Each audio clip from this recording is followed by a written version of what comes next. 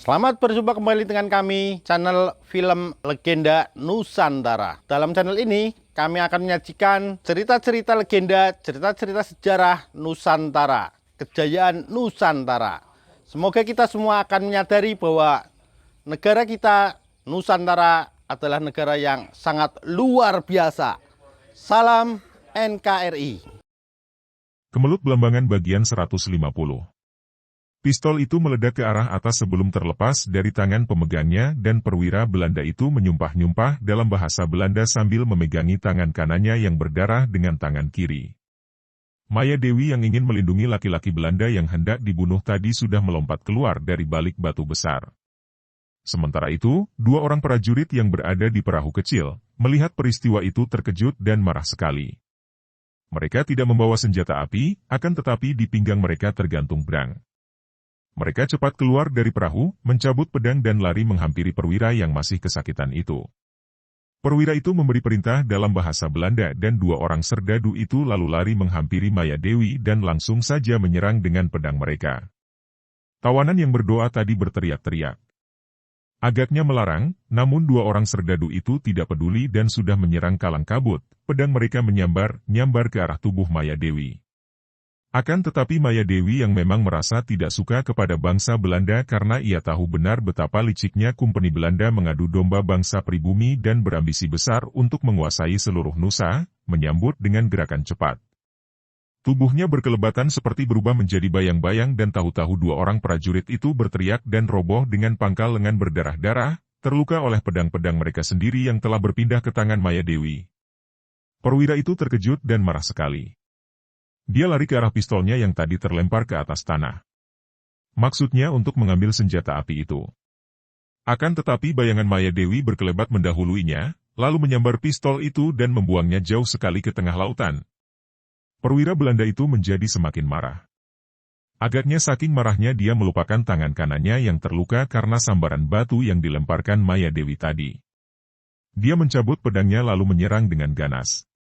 Perwira ini bertubuh tinggi besar dan tentu memiliki tenaga besar. Akan tetapi, gerakan perwira itu bagi Maya Dewi terlalu lamban sehingga dengan mudah ia mengelak ke kiri lalu tangannya membuat gerakan membacok ke arah pundak kanan lawan. Wutut! Krek! Perwira itu berseru kesakitan dan tubuhnya terhuyung dan roboh dekat robohnya dua orang anak buahnya, mengerang dan tidak mampu bangkit kembali. Maya Dewi yang masih memegang pedang rampasan dengan tangan kirinya menghampiri mereka. Tiga orang Belanda itu adalah Emsuh Mataram dan ia juga mempunyai dendam pribadi dengan Kompeni Belanda. Maka timbul niatnya untuk membunuhnya saja tiga orang ini sebagai bukti pembelaannya kepada Mataram. Nona, harap jangan bunuh mereka. Jangan melakukan dosa yang demikian besar. Semoga Tuhan mengampunimu. Maya Dewi terkejut dan membatalkan niatnya. Ia membuang pedang itu dan menoleh kepada orang Belanda yang tadi hendak dibunuh perwira itu.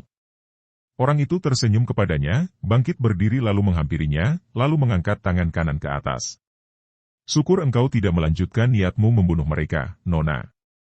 Semoga Tuhan memberkatimu.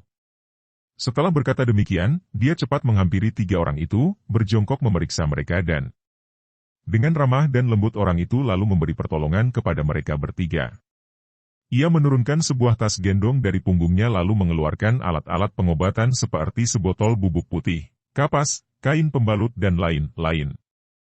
Kemudian, tanpa berkata apapun dia merawat mereka yang terluka, mencuci luka dengan cairan dari botol, lalu memberi obat bubuk dan membalutnya dengan kapas dan kain pembalut putih. Bukan hanya Maya Dewi yang memandang dengan bengong, bahkan tiga orang itu pun tampak terheran-heran. Father, Bapak, sebutan pendeta, mengapa engkau begini baik kepada kami? Kami hendak membunuhmu dan engkau. Kata perwira itu. SSSTTT, Boeder, saudara, jangan banyak bicara dan bergerak. Lukamu cukup parah. Engkau cepat kembalilah ke kapal dan beristirahatlah. Kata laki-laki itu dengan senyum ramah. Akan tetapi, Father Van Huysen. Bapak Van Huysen, kalau engkau kelak melapor kepada atasan, kami bertiga tentu akan celaka. Kata pula perwira itu.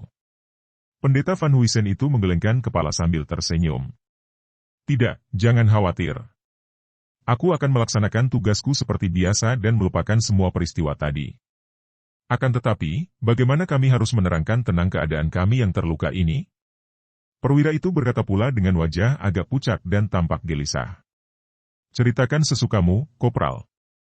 Kami akan bercerita bahwa kami dihadang bajak laut. Terserah kalian, aku tidak akan mencampuri lagi. Bapak benar-benar tidak akan bercerita akan niat buruk kami tadi? Bapak benar-benar melupakannya dan memaafkan kami? Sudahlah, Tuhan menampuni segala kesalahan manusia asalkan manusia percaya dan bertaubat. Tuhan memberkati kalian. Pendeta itu mengangkat tangan ke atas memberkati dan 3 orang itu dengan terhuyung-huyung kembali ke perahu, lalu mendayung perahu menuju kapal. Maya Dewi melihat itu semua dan tentu saja ia tidak mengerti percakapan mereka tadi. Ia masih terheran-heran. Bagaimana mungkin orang yang tadi nyaris dibunuh dengan kejam, sekarang malah berbalik merawat pembunuh itu dengan sikap demikian lembut penuh kasih sayang? Biarpun ia tidak mengerti percakapan mereka, namun dari suara dan sikap wajahnya ia dapat melihat bahwa orang yang tadi nyaris dibunuh itu sama sekali tidak marah, apalagi sakit hati atau membenci.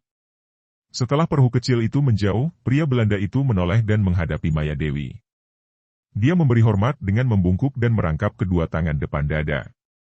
Nona, puji Tuhan bahwa engkau tadi tidak jadi membunuh mereka. Baik sekali bahwa Nona telah dapat memaafkan mereka. Kata orang itu sambil tersenyum lembut. Maya Dewi semakin heran. Ia dulu pernah bertemu banyak perwira kumpeni Belanda yang mampu berbahasa pribumi semahir ini. Hampir tidak kentara lidah asingnya. Saya memaafkan mereka? Tuan, saya tidak mempunyai urusan apapun dengan mereka. Sebaliknya engkaulah yang tadi nyaris dibunuh. Saya masih merasa heran dan tidak mengerti, mengapa engkau yang tadi akan dibunuh secara kejam, berbalik bersikap baik dan merawat mereka? Apa yang telah terjadi? Mengapa mereka hendak membunuhmu dan siapa engkau ini?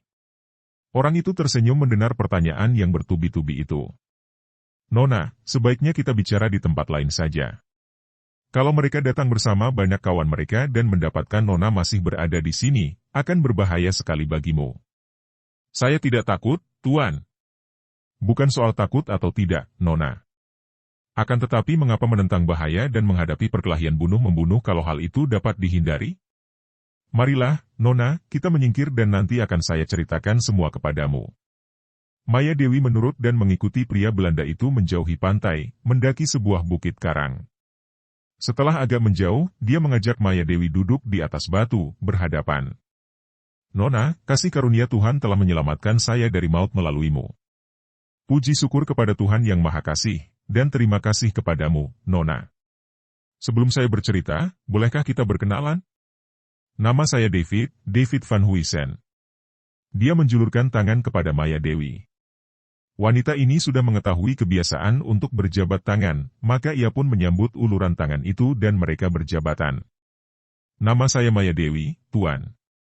Mendengar nama Tuan, saya teringat pernah mengenal seorang perwira kumpeni Belanda yang bernama Kapten Willem van Huysen, dahulu tinggal di Cirebon.